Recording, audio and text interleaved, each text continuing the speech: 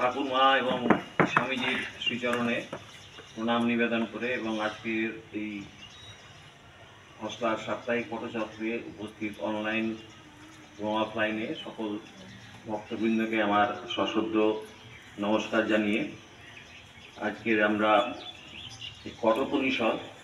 উপনিষদ পাঠের যে কঠোপনিষদ, যেটি একটি উপনিষদগুলির মধ্যে একটি অন্যতম শ্রেষ্ঠ গ্রন্থ বলে ধরে নেওয়া হয়, সেই কঠোপনিষদের পাঠ আমরা ধারাবাহিকভাবে করছি। প্রথম অধ্যায়ের তৃতীয় পল্লী আমরা এখনো পাঠ করছি। আজকে 3টি মন্ত্র আর বাকি আছে এই তৃতীয় পল্লীর প্রথম অধ্যায়ের। এই 3টি মন্ত্রই আজকে পাঠ করে এই অধ্যায়টি আমরা সমাপ্ত করব।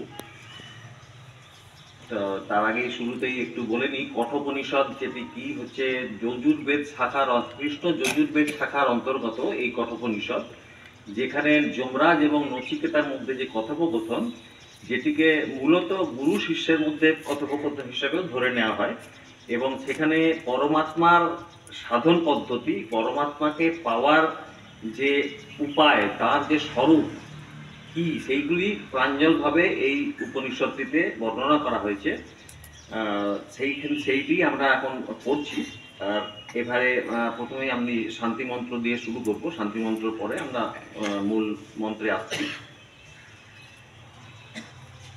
ওম সহনা ভবতু সহনৌ ভুনক্তু সহ বীর্যং কর্বাবহৈ তেজস্বী নাবধীতমস্তু মা বিদ্বিষাবহৈ। ওম শান্তি শান্তি শান্তি।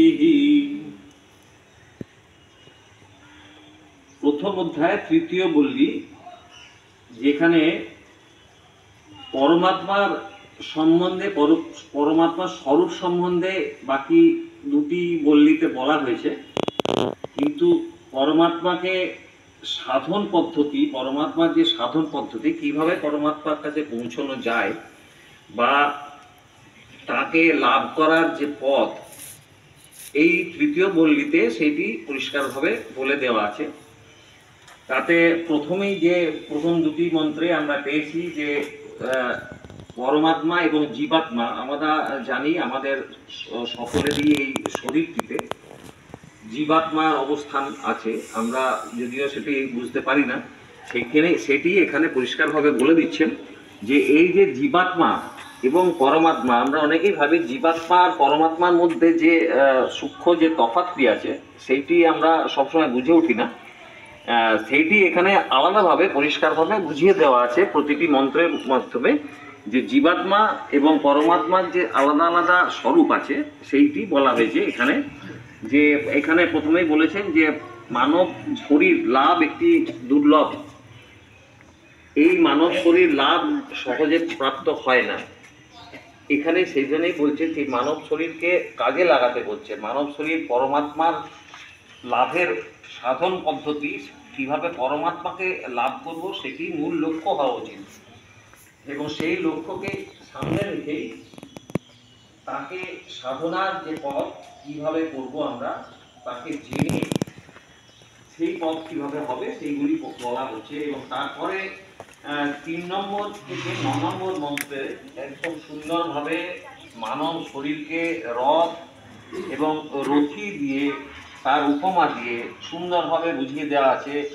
যেমন মানব শরীরের যে ইন্দ্রিয়গুলি, সেগুলি বলছেন ইন্দ্রিয়গুলি হচ্ছে আমাদের আছেন, এবং সেইগুলি শরীরটিকে বলছেন ইন্দ্রিয়, এবং রথের জীবাত্মাকে বলছেন আত্মা, যেটি, এবং রথী যেটি রথের স্বামী, যিনি রথে বসেন তিনি জীবাত্মা, এবং শরীরকে হচ্ছে, দেহ হচ্ছে রথ, দেহটিকে বলা হচ্ছে রথ, এবং বুদ্ধি হচ্ছে সারথি, এবং মন হচ্ছে লাগাম। হ্যাঁ, এই যে তুলনা, এই যে উপমা শরীরকে নিয়ে, সেইটি 3 নম্বর থেকে 9 নম্বর পর্যন্ত পরিষ্কারভাবে বলে দেওয়া হয়েছেন কিভাবে কোনো বিবেকী বুদ্ধিমান সাধক পরমাত্মাকে কিভাবে সাধনা করবেন, এবং তিনি বিবেকী বুদ্ধিমান যে সংযত চিত্তে এবং শুচিতে অশুচি না হয়ে কিভাবে তিনি পরমাত্মার সাধনা করবেন এবং যার ফলে তিনি কোথায় যাবেন, সেই পরমাত্মার পরম পদ লাভ করবেন, এখানে সেটি বলা হয়েছে। এবং তার উল্টোটি যেটি বলা হয়েছে, কোনো অবিবেকী বুদ্ধিমান পুরুষ, তার বুদ্ধি আছে কিন্তু অবিবেকী, কিন্তু তিনি অসংযত এবং অসুচি হয়ে তিনি ভগবান বা পরমেশ্বরের সেবা লাভ করার চেষ্টা করেন, কিন্তু তার সেই পরম পদ লাভ হয় না। তখন তিনি সেই সংসার রূপ যে সাগর, সেই সাগরে তিনি ডুবতে থাকেন এবং মৃত্যু এবং জন্ম এবং মৃত্যুর এই যে চক্র, সেই চক্রের মধ্যেই তিনি আবর্তিত হতে থাকেন। এই কথাই এখানে 9 নম্বর মন্ত্রে বলা হয়েছে এবং 10 এবং 11 নম্বর মন্ত্র সেগুলিকেই বলা হয়েছে। সেখানে 10 নম্বর মন্ত্রে বলা হয়েছে যে সৃষ্টির যে ক্রম, সেই সৃষ্টির ক্রমটি বলা হয়েছে। এই যে রথ এবং রথীর উপমা দিয়ে যে মন্ত্রটি হয়েছে, সেখানে এই মন্ত্রে 10 নম্বর মন্ত্রে সৃষ্টির ক্রমটি বলা হয়েছে। বলছেন ইন্দ্রিয়র উপরে হচ্ছে পরা, মানে শ্রেষ্ঠ ইন্দ্রিয়, শ্রেষ্ঠ হচ্ছে মন, মনের শ্রেষ্ঠ হচ্ছে বুদ্ধি, এবং বুদ্ধির উপরে বা বুদ্ধির চেয়ে শ্রেষ্ঠ হচ্ছে জীবাত্মা। এবং তারপরেও 11 নম্বর মন্ত্রে বলা হচ্ছে যে জীবাত্মাই সমস্ত কিছু নন, তারও উপরে আছেন পরমাত্মা। এবং সেই পরমাত্মা কেমন, যা পুরুষান্না পরম কিঞ্চিত সা কাষ্ঠা সা পরাগতি, মানে সেই পুরুষাৎ পরম, শ্রেষ্ঠ বলবান যে আত্মা, তার চেয়ে কিঞ্চিত না, তার চেয়ে আর বড় কিছু নেই। তিনি হচ্ছেন সা কাষ্ঠা, মানে তার সেটি হচ্ছেন পরম অবধি, তার চেয়ে বেশি আর কেউ অগ্রগতি হতে পারবে না কেউ। তিনি হচ্ছেন শেষ সীমানা। আর সা গতি, গতি মানে হচ্ছে ডেস্টিনেশন, তার চেয়ে বেশি দূর আমরা এগোতে পারবো না।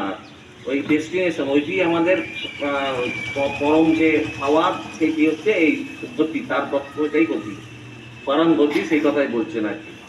এবং এইখানে পরিষ্কার বলেছেন, একটি অব্যক্ত কথাটি বলা আছে, পরম অব্যক্তম পরম অব্যক্তা।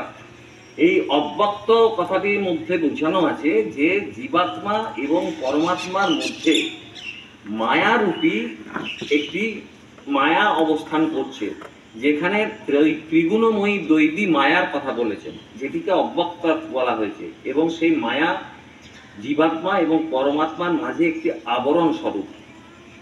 সাধক বা জীব চাইলেই এই মায়াটিকে নিজের ইচ্ছায় সরাতে পারে না, কোনোভাবেই কোনো শক্তি নেই তার। এই মায়াকে যত সাধনাই করুন না কেন, এই মায়াকে সরানোর শক্তি তার মধ্যে থাকে না।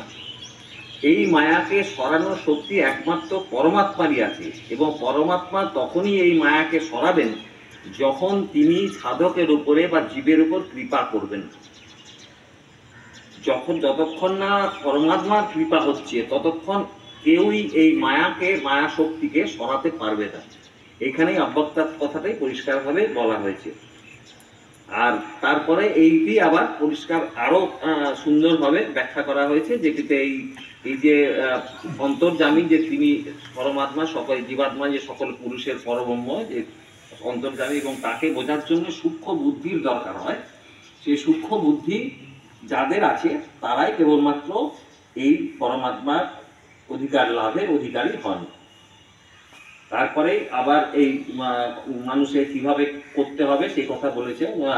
ইন্দ্রিয় সকলকে বাহ্য বিষয় থেকে সরিয়ে এনে মনে বিলীন করে দিতে হবে, মানে আস্তে আস্তে যে উপরে করা শ্রেষ্ঠ যেটি, সেইখানে বিলীন করতে হবে। তারপরে মনকে সরিয়ে এনে বুদ্ধিকে সমর্পণ করতে হবে, বুদ্ধিকে আবার সরিয়ে এনে জীবাত্মাকে সমর্পণ করতে হবে। তারপর সমস্ত কিছু শেষে জীবাত্মাও চলে আসবেন, কিন্তু পরমাত্মাতে বিলীন হয়ে যাবেন। তারপরে এই যে সাধন পদ্ধতি, এই সাধন পদ্ধতিটির কথা বলেছেন যে এই যে মানব জীবন যেটা বলা হয়েছে যে দুর্লভ, মানব জীবনকে বলেছেন সাবধান হও, তোমরা যে জীবন পেয়েছো সেই জীবনকে হেলাফেলায় নষ্ট করো না। উৎতিষ্ঠিতা জাগ্রতা প্রাপ্য প্রাণ নিবাধাতা, যে কথাটি স্বামী বিবেকানন্দের অত্যন্ত প্রিয়, সেই এখানে বলা হয়েছে তোমরা ওঠো, জাগো, তোমাদের হেলাফেলায় জীবনটাকে নষ্ট করো না, তোমাদের নিজের কল্যাণ আর পরমাত্মার রহস্য তোমরা জেনে নাও।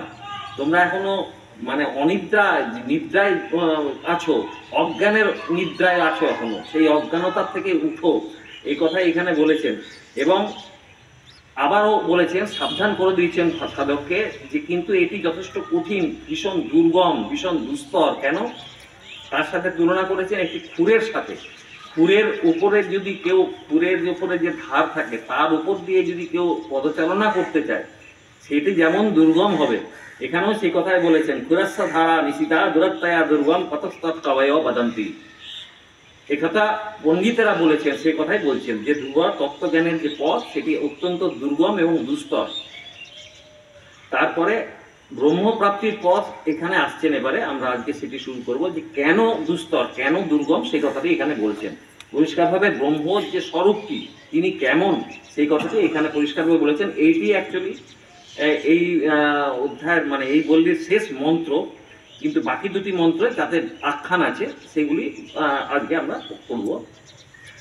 15 নম্বর মন্ত্র, অশব্দম অস্পর্শম অরূপম অব্যয়ম তথা রসং নিত্যম গন্ধ বচ্চ যৎ নিত্যম গন্ধ বচ্চ দৎ অনাদ্য অনন্তং অনাদি অনন্তং মহত পরম ধ্রুবং নিচার্য তন মৃত্যু মুখাৎ প্রমুচ্যতে।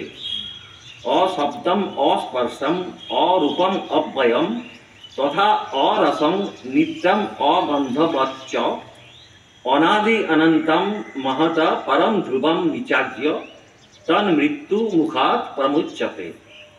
এখানে বলছেন জাত মানে যা, পরমাত্মা কেমন সেইটি এখানে পরিষ্কারভাবে বলছেন। কেমন? অশব্দম অস্পর্শম, পরমাত্মার কোনো শব্দ নেই, শব্দ রহিত। অস্পর্শম, পরমাত্মাকে স্পর্শ করা যায় না। অরূপম, তার কোনো রূপ নেই, তিনি নিরাকার, কোনো রূপহীন তিনি। অরসম, তার কোনো রস নেই, তিনি রস রহিত। চ তথা অরসং, তারপরে বলছেন অগন্ধবৎ, তার কোনো গন্ধ নেই, গন্ধ শূন্য। এবং অব্যয়ম, অব্যয়ম মানে হচ্ছে যার বিনাশ নেই, অবিনাশী। অব্যয়ম অরূপম অব্যয়ম তথা অরসং নিত্যম অগন্ধবৎ চ, অগন্ধবৎ চ, চ মানে ও, এবং অগন্ধ, তার কোনো গন্ধও নেই। অনাদি অনন্তম মহাতা পরম, এবং তিনি আরো কি বলছেন? অনাদি, তিনি কেমন? অনাদি মানে তার কোনো আদি নেই, কোথাও শুরু নেই। যেখানে বলা হচ্ছে যে অনাদি মানে উৎপত্তি রহিত, তার কোনো উৎপত্তি নেই, না শুরুই হয়নি কোথাও। যা জিনিস, যে জিনিস কোনো শুরু হয়নি, তাকে মানে আদি তার আছে বলে বলা যাবে না, অনাদি।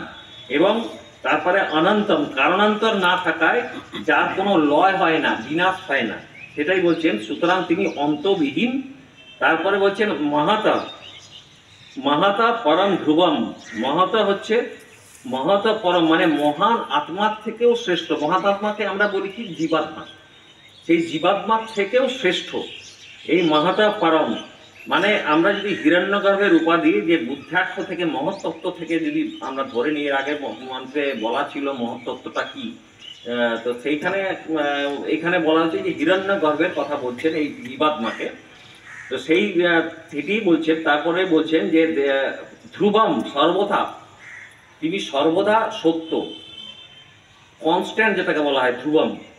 কোথাও, সব জায়গাতেই তিনি সর্বত্র বিরাজমান, মানে কোথাও আছেন নেই এমন নেই, সর্বত্র আছেন তিনি, কনস্ট্যান্ট, সেটি হচ্ছেন ধ্রুবম।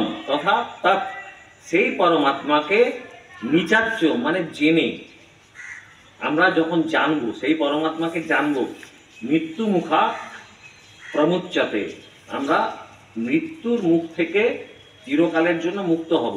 মানে মৃত্যুর মুখ থেকে চিরকালের জন্য মুক্ত হব মানে এই যে জন্ম মৃত্যুর যে চক্র, সেই চক্র থেকে আমরা মুক্তি পাব। এখানে এই মন্ত্রটিতে এটাই বলা হয়েছে। এই মন্ত্রে পরম ব্রহ্ম পরমাত্মাকে প্রাকৃত স্পর্শ, আমরা যে প্রকৃতির যে শব্দ শুনতে পাই ইন্দ্রিয় দ্বারা, এই যে ইন্দ্রিয় দ্বারা শব্দ শুনতে পাই, স্পর্শ পাই, আমরা রস পাই, রূপ পাই, গন্ধ পাই, পরমাত্মা তার মানে পরমাত্মা সমস্ত কিছু ইন্দ্রিয়ের অতীত, কোনো ইন্দ্রিয় দিয়েই তাকে ধরা ছোঁয়া যায় না। সেই কথাই বলছেন যে পরমাত্মাকে প্রাকৃত শব্দ, স্পর্শ রূপ, রস এবং গন্ধ রহিত বলে দেখানো হয়েছে এবং বলা হয়েছে যে সাংসারিক বিষয়াসক্ত ইন্দ্রিয়াদি সেখানে পৌঁছাতে পারে না। পরব্রহ্ম ইন্দ্রিয় যেখানে পৌঁছবে সেই জায়গাটা হচ্ছে, তার মানে তিনি একটা নির্দিষ্ট জায়গা, ইন্দ্রিয় যে জায়গায় পৌঁছবে, কিন্তু পরমাত্মার কাছে ইন্দ্রিয় পৌঁছতে পারে না। সেই জন্যই বলছে পরব্রহ্ম নিত্য অবিনাশী, তার কোনো বিনাশ নেই। যেটা এই যে ধ্রুবম মহার্থ পরম বা পরমাত্মা নিত্যম, তাকে জেনেই পরমাত্মা অনাদি এবং অনন্ত, জীবাত্মা থেকে শ্রেষ্ঠ এবং সর্বদা সত্য তত্ত্ব এবং সর্বথা সর্বসত্য তত্ত্ব, ওই যে কনস্ট্যান্ট যেটা ধ্রুবম বলা হলো, তিনি সর্বথা সত্য, সব সময় তিনি আছেন, সব জায়গাতে তিনি আছেন, কনস্ট্যান্ট ধ্রুবম। এবং তখন কি বলছেন, তাকে জেনেই মানুষ চিরকালের জন্য জন্ম মৃত্যুর পারে যেতে পারে। তাকে জানতে পারলেই তখনই আমরা জানতে পারবো, তখনই আমরা এই জন্ম মৃত্যুর চক্র থেকে বেরিয়ে আসতে পারবো, আমাদের মুক্তি লাভ হবে, মোহ যেটি মোক্ষ লাভ বলা হয় সেই মোক্ষ লাভ হবে। এই পর্যন্ত যে উপদেশগুলি ছিল, এর পরে এখানে যে এই উপদেশগুলি শোনার পরে যে এই যে আখ্যানটির কথা বলছেন তার এবং সেই পরমাত্মার যে মাহাত্ম্য, সেই মাহাত্ম্যটা কিরূপ সেইখানে এই দুটি 16 এবং 17 নম্বর মন্ত্রে একটি বলে দিচ্ছেন। কিরকম মন্ত্র? নাচিকেতম উপাখ্যানম মৃত্যু প্রক্তম সনাতনম উক্ত্বা শ্রুত্বা চ মেধাবী ব্রহ্মলোকে মহীয়তে। নাচিকেতম উপাখ্যানম মৃত্যু প্রক্তম সনাতনম উক্ত্বা শ্রুত্বা চ মেধাবী ব্রহ্মলোকে মহীয়তে। মানে বলছেন যে মেধাবী ভক্তি, এখানে বলছেন এই যে চ মেধাবী ব্রহ্মলোকে মহীয়তে, মেধাবী মানে বুদ্ধিমান ব্যক্তি যিনি, তাকে বলছেন মেধাবী। মৃত্যু প্রক্তম মানে যমরাজ যার কথা বলেছেন, মৃত্যুর দেবতা যমরাজ যে মানুষের কথা, যে সাধুয়ের কথা, যে বিবেকী মানুষ, বিবেকী যুক্তি বুদ্ধিযুক্ত মানুষের কথা বলেছেন, তাকেই বলছেন। সেই বুদ্ধিমান ব্যক্তি, আমরা পুরো আখ্যানটিতে যার কথা শুনেছি, যিনি মানে সঠিক পদ্ধতিতে সাধন করলে পরমাত্মার পরম পদ প্রাপ্ত হবেন, সেই রকম যে মানুষ, তাকে মেধাবী মুক্তি ব্যক্তি বা বুদ্ধিমান ব্যক্তি বলছেন। নাচিকেতাম, নচিকেতার সনাতনম, সনাতন মানে শাশ্বত, চিরকালীন যেটা আছে সেই শাশ্বত, সনাতনম মৃত্যুবক্তম সনাতনম উপাখ্যানম, এবং এই যে উপাখ্যান, এই নচিকেতার এবং যমরাজের যে উপাখ্যান সেটি বর্ণনা করে। উক্তোয়া চ শ্রুত্বা, উক্তোয়া মানে বলেছেন, যিনি বলছেন, বর্ণনা করেছেন। চ চ মানে ও, এবং শ্রুত্বা মানে শুনেছি, আমরা যারা শুনছি বা শুনেছি বা শুনবো, শুনে ব্রহ্মলোকে মহীয়তি, এই যে পরম ব্রহ্ম পরমাত্মার যে উপাখ্যান, যার স্বরূপ, যাকে তাকে সাধন পদ্ধতি, তাকে পাওয়ার যে সাধন পদ্ধতি, এই যে পুরো অধ্যায়টিতে বর্ণনা করা হলো, সেইটির কথাই এখানে বলছেন। সেইটি যদি আমরা ঠিকঠাক শুনি, নচিকেতাকে যমরাজ যা বলেছেন তা যদি আমরা সঠিকভাবে পালন করি, তাহলে কি হবে? ব্রহ্মলোকে মহিমা, আমরা মহীয়তে, আমরা ব্রহ্মলোকে প্রতিষ্ঠিত হব। এই অধ্যায়ে নচিকেতার প্রতি যমরাজ প্রদত্ত উপদেশ কোনো নতুন কথা নয়, এ হলো পরম্পরাগত এক সনাতন উপাখ্যান। এই যে সনাতনম উপাখ্যানম, সনাতনম উপাখ্যানম মানে একটি পরম্পরাগত সনাতন উপাখ্যান, এটা চিরকালই আছে। হাজার মানে যা বলা হয় হয়তো 5000 বছরও আগেকার এই শ্রুতি হিসাবে এই উপনিষদ পাঠা হয়েছে। এখন তো আমরা অনেক ভাগ্যবান যে আমরা বইয়ের আকারে এইসব মন্ত্রগুলি পাচ্ছি। তো আগে তো এইসব কোনো লিখিত আকারে, লিখিত রূপ কোথাও ছিল না, যদিও সেই মন্ত্র অনেকটাই ধ্বংস হয়ে গেছে, অনেক সব কিছু পাওয়া যায়নি। তো যেটুকু পেয়েছি সেটাও আমাদের পক্ষে যথেষ্ট। আমরা যদি সেটুকুই অনুধাবন করতে চেষ্টা করি তাহলে কিন্তু এটা অনেকটাই পাওয়া হবে। তো যাই হোক, বুদ্ধিমান মানুষ এই উপাখ্যান অপরকে শোনালে এবং নিজে শুনলে ব্রহ্মলোক গমন করে। এই উপাখ্যানটি যদি কেউ মানে কোনো বুদ্ধিমান ব্যক্তি কাউকে শোনায়, তাহলে তিনি নিজেও যেমন ব্রহ্মলোকে প্রতিষ্ঠিত হতে পারেন, বা যাকে শোনাচ্ছেন তিনিও হতে পারেন, ব্রহ্মলোক ভোগকে ব্রহ্মানন্দ উপভোগ করেন। এবং 17 নম্বর মন্ত্রে এই কথাটি আবার বলছেন কিভাবে, যা ইমাং পরমম গুহ্যম সাবয়ৎ ব্রহ্ম সংসদি প্রজাতঃ সাধ্যকালে বা তদানন্তায় কল্পতে। যা ইমাম य इमं परमं गुच्छं श्रावयत् ब्रह्म संसदि প্রজাতা শ্রদ্ধকালে বা তদানন্তায় কল্পতে। আবার বলছেন তদানন্তায় কল্পত ইতি, দুবার এই একই কথা কিন্তু দুবার বলেছেন। প্রতিটি উপনিষদেই আপনি যদি পড়েন খেয়াল করবেন, শেষ যে মন্ত্রটি থাকে তাতে একটি বিশেষ বাক্য দুবার উচ্চারণ হয়, একই বাক্য দুবার উচ্চারণ হয়, মানে সেটাকে প্রতিষ্ঠা লাভ করানোর জন্য, মানে জোর দিয়ে বলার জন্য। সেটা মন্ত্রটা কি বলছি আমি, ইয়া মানে যে ব্যক্তি, যে ব্যক্তির মেধাবী ব্যক্তির কথা বলা হচ্ছে সেখানে এই ব্যক্তির কথাই বলা হচ্ছে। প্রজাতা মানে প্রযত্ন সহকারে বা যত্ন সহকারে শুদ্ধ চিত্তে, ইমাম মানে এই পরমাম গুহ্যম, এই যে পরম গুহ্য বা গূঢ় যে রহস্য, এই পরমাম গুহ্যম রহস্যময় যে প্রসঙ্গটি, সেটি ব্রহ্ম সংসদী। কোথায়? ব্রহ্ম সংসদী মানে ব্রাহ্মণদের যে সমাবেশ। আগেকার দিনে সবসময় ব্রাহ্মণদের সমাবেশই হতো, ব্রাহ্মণ ছাড়া এই সমস্ত কেউ পাঠও করতে পারতো না, শুনতে পারতো না, সেই অধিকার কারো ছিল না। তো তখন সেই বলছেন সেই ব্রাহ্মণদের যে সমাবেশ, এই সমাবেশে শ্রাবয়াত মানে শোনায়, যে ব্যক্তি এই ব্রাহ্মণদের সমাবেশে এই উপাখ্যানটি শোনায় বা অথবা শ্রাদ্ধকালে, শ্রাদ্ধকালে মানুষের দেহ যখন চলে যায় সেই সময় যখন তার শ্রাদ্ধাদি ক্রিয়াকর্ম ইত্যাদি হয়, সেই শ্রাদ্ধকালে বা যারা ভোজন করছেন, শ্রাদ্ধের সময় যারা ভোজন করছেন, সেই শ্রাদ্ধকালে সেই ভোজনকারীদের শ্রাবায়াত মানে শোনায়। এই উপাখ্যানটি তাদেরকে যদি শোনায়, তার এই কীর্তন কর্ম, কীর্তন রূপ কর্ম, এই যে পুরো উপাখ্যানটিতে যা যে লীলা কীর্তনের কথা, যা ভগবানের ব্রহ্ম পরম ব্রহ্মর কথা যে বলা আছে, সেইটি যদি তাকে শোনায় তাহলে কি হবে? আনন্দায়া কল্পতে, অনন্ত লাভে বা অবিনাশী ফলদানে সমর্থ হয়।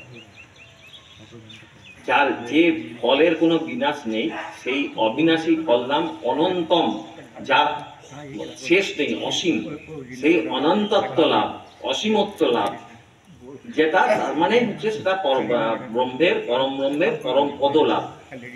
এবং তৎ আবার বলছেন সেই একই কথা দ্বিতীয়বার, তৎ অনন্তায়া কল্পতে ইতি, এটি ইতি মানে শেষ, শেষ কথা। শেষ কথা কি?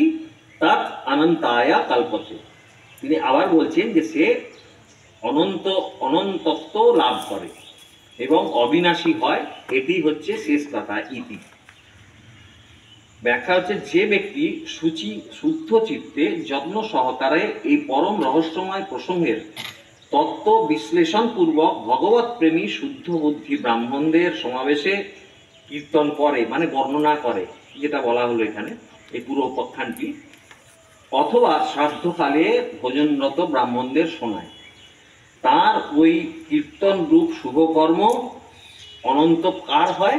যিনি বলছেন তার কথাই বলছেন, যা তার শুভকর্ম অনন্ত ফলদায়ক হয়, মানে এই যে পুরো উপাখ্যানটি শোনানোর যে ফল, সেটি যে অনন্তত্ব বা লাভ করার প্রক্রিয়া, সেটি বলছেন শুভকর্ম অনন্ত ফলদায়ক হয়, সে অনন্ত জীবন লাভ করতে সমর্থ হয়, মানে তার মধ্যে মৃত্যুর ব্যাপারটা থাকে না, তিনি মুক্তি লাভ করেন, জন্ম মৃত্যুর এই চক্র থেকে তিনি পার হয়ে যান, তার ফলে তার মৃত্যু ব্যাপারটা তার মধ্যে আর থাকে না, অনন্ত জীবন লাভ করতে সমর্থ হন। আবার বলছেন, দ্বিতীয়বার একই কথা বলেছেন, তৎ অনন্তায় কল্পতে ইতি, বলছেন সে অনন্ত জীবন লাভ করতে সমর্থ হয়। এই যে কথাটি এখানে বলে দিচ্ছেন, সে অনন্ত জীবন লাভ করতে সমর্থ হয়, এই কথা দ্বিতীয়বার বলে সিদ্ধান্তকে দৃঢ় নিশ্চিত করা হয়েছে। যে সিদ্ধান্ত, সেটিকে দৃঢ় নিশ্চিত করার জন্য দুবার বলা হয়েছে এবং এই অধ্যায়ের পরিসমাপ্তি করা হয়েছে। প্রথম অধ্যায় তৃতীয় বল্লী সমাপ্ত। নমস্কার।